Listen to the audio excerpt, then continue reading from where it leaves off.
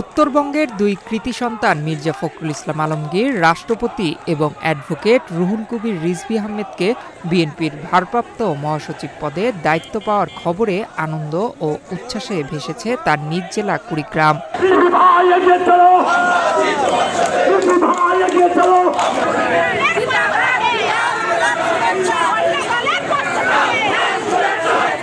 শুক্রবার কুড়িগ্রাম পৌর শহরের সবুজপাড়ার জেলা বিএনপি কার্যালয় থেকে আনন্দ মিছিল করেছেন দলটির নেতাকর্মী ও সমর্থকরা।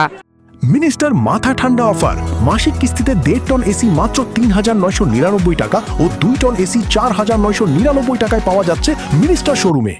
মিছিলটি জেলা শহরের গুরুত্বপূর্ণ সড়ক প্রদক্ষিণ শেষে কলেজ মোড়ের দোয়েল চত্বরে এসে আলোচনা সভায় মিলিত হয়।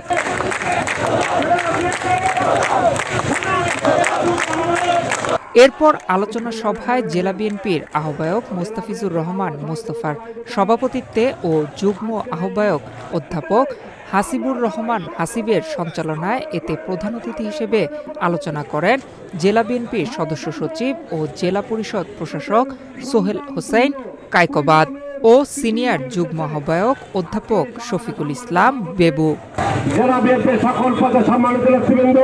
এর আগে আনন্দ মিছিলে জেলা বিএনপির পাশাপাশি জেলা মহিলা দল, যুব দল, কৃষক দল, মৎস্যজীবী দল ও ছাত্রদল সহ বিএনপির বিভিন্ন অঙ্গ সংগঠনের নেতৃবৃন্দ অংশ নেন।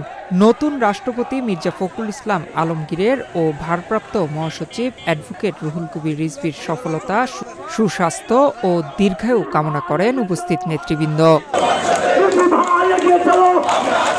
জেলা বিএনপির নেতৃবৃন্দ মহাসচিব হিসেবে কুড়িগ্রামের কৃতি সন্তান রিজভী আহমেদের হাত ধরে কুড়িগ্রামের উন্নয়ন সহ সারা দেশের বিএনপিকে ঐক্যবদ্ধ করার প্রত্যাশা ব্যক্ত করেন।